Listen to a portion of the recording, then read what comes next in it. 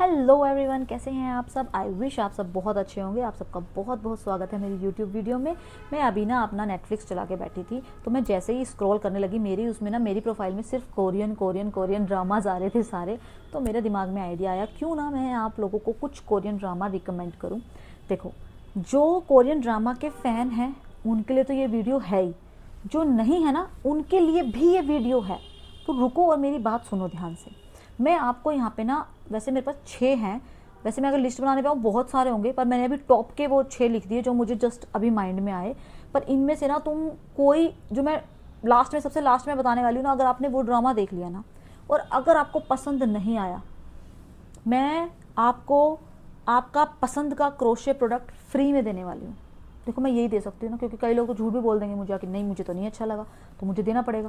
पर देखो, ऑनेस्टली अपने दिल पे हाथ रख के मुझे बताना कि आपको ये ड्रामा अच्छा लगा या नहीं लगा। अगर सच में अच्छा नहीं लगा होगा ना, मैं आपको दूंगी, मेरी तरफ से आपके लिए मतलब गिफ्ट होगा वो, कि आपको जो मेरा प्रोडक्ट सबसे अच्छा लगता है मेरे इंस्टा पे पेज पे देख के बताना और मैं आपको वो फ्री में सेंड करूँगी। ओके, तो अब मैं आपको बताती हूँ अपनी 6 टॉप के कोरियन ड्रामास जो आपको मुझे लगता है ज़रूर एक बार लाइफ में देखने चाहिए। और मैं ये भी बताऊंगी क्यों देखने चाहिए। सबसे पहले आता है द किंग। द किंग किन्हें देखना चाहिए और किन्हें नहीं देखना चाहिए।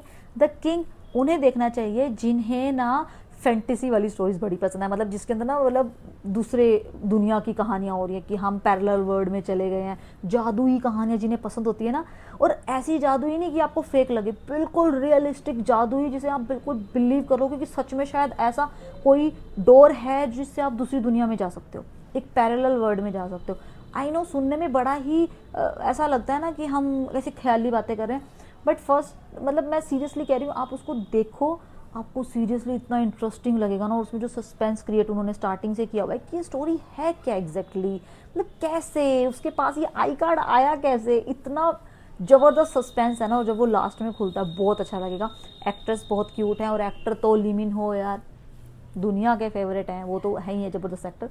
बहुत अच्छी लगने वाली है आपको स्टोरी। लव स्टोरी तो है ही है, उनके हर ड्रामा में लव स्टोरी होती है। चाहे भूतिया भी आप देखोगे ना कोई उनका सीरियल ड्रामा, तो उसमें भी लव स्टोरी तो मिल ही जाएगी। तो लव स्टोरी तो डेफिनेटली है, पर ना ये वाली स्टोरी बड़ी इंटरेस्टिंग है। राजा महाराजा के टाइम की स्टोरी है, बड़ी प्यारी स्टोरी है। तो द किंग आप लोग ज़रूर देखना। दूसरे नंबर पर मैंने किसका नाम लिखा था, बोन एपेटिट माई मेजेस्टी।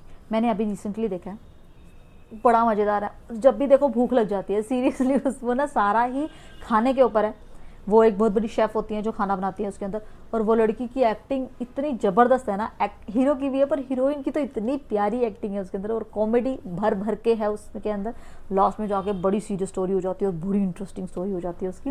पर उसके अंदर जो वो खाना बनाती है, जैसे वो खाना प्रेजेंट करती है, लिख के ले लो, भूख लग जाएगी आपको उसी टाइम। वो जब भी मैं सीरियल देखती थी ना, मेरे को भूख लग जाती थी, मेरा कुछ खाने का मन करने लग जाता था। वो रिप्रेजेंट इतने अच्छे तरीके से करती है खाने को, उसके अंदर उसकी डिटेल्स ऐसे बताती है।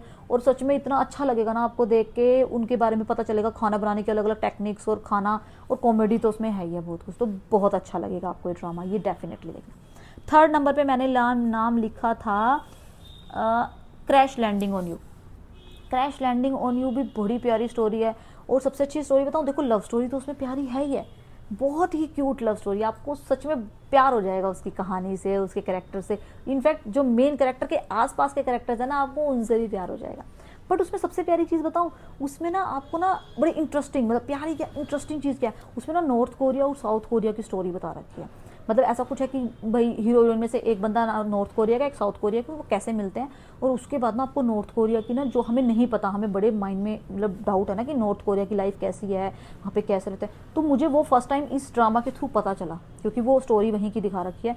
तो आपको पता चलता है कि वहाँ के रूल रेगुलेशन कैसे हैं, वहाँ का डिक्टेटरशिप कैसी है, वहाँ पे कितना स्ट्रिक्टनेस है, किस तरह का कानून चलता है। तो वो चीज़ मुझे बड़ी इंटरेस्टिंग लगी जानने में कि नॉर्थ कोरिया और साउथ कोरिया बिल्कुल अपोजिट हैं एक दूसरे के ना। तो मुझे कहीं ना कहीं पर्सनली ना मुझे पसंद है दूसरे देशों के कल्चर के बारे में जानना। जैसे मैं तुर्किश ड्रामा भी देखती हूँ, मैं पाकिस्तानी ड्रामा भी देखती हूँ।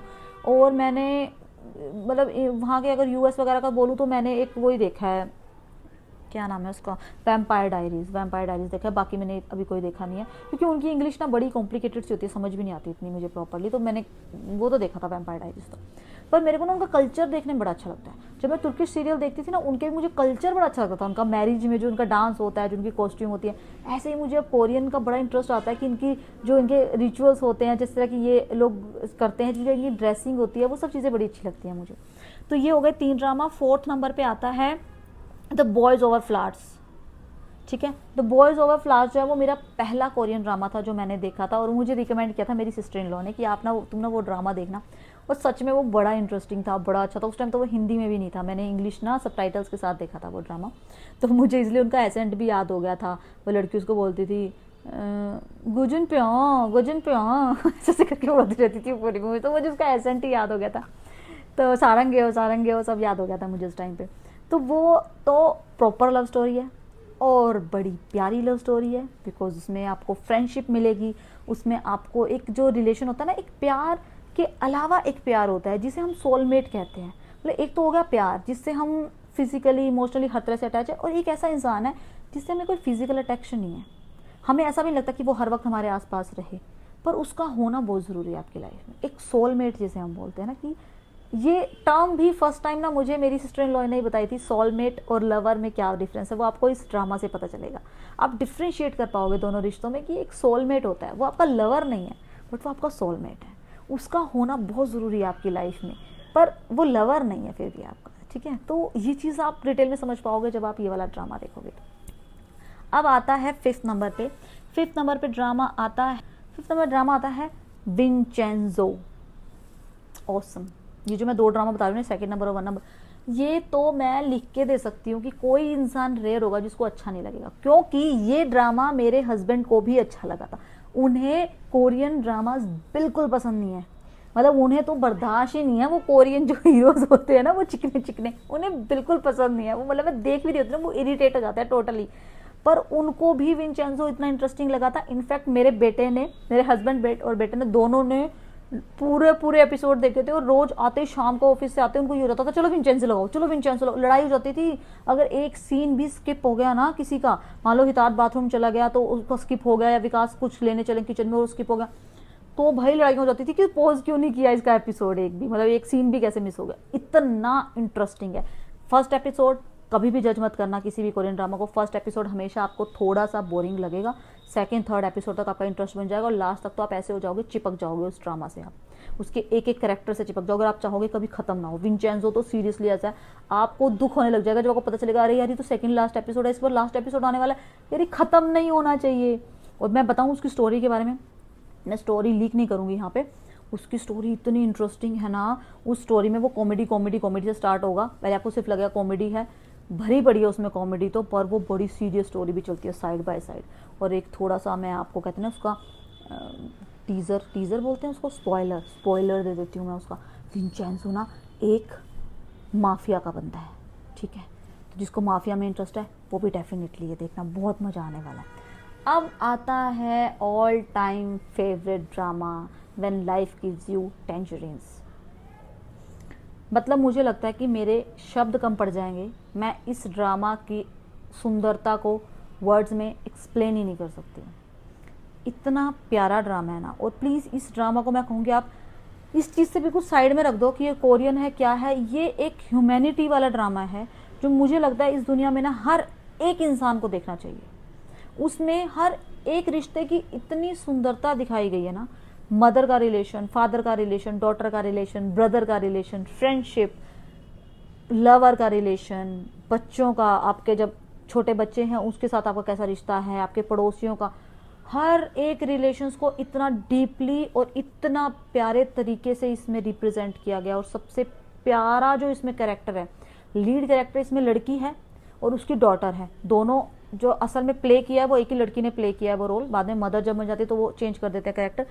बट इसके अंदर जो वो फादर है ना उस लड़की का, जो स्टार्टिंग में हीरो है और फिर उसकी गुड़िया होती है, उसकी स्टोरी है, वो फादर का कैरेक्टर, मतलब मैं आपको कहूँगी सीरियसली हैट्स ऑफ, आपको प्यार हो जाएगा उस कैरेक्टर से। मतलब आपके दिल में इतनी इज्जत आ जाएगी ना उस इंसान के लिए कि रियल स्ट्रगल एक फादर का, कि वो एक इनोसेंट लड़का जब जब वो एक शरारती सा लड़का था, उसको कुछ नहीं पता, बचपन से उस लड़की को पसंद करता है, पर वो करते करते एक ऐसा मैच्योर हस्बैंड बन गया, जिम्मेवारियां समझने वाला, फिर वो एक फादर बन गया।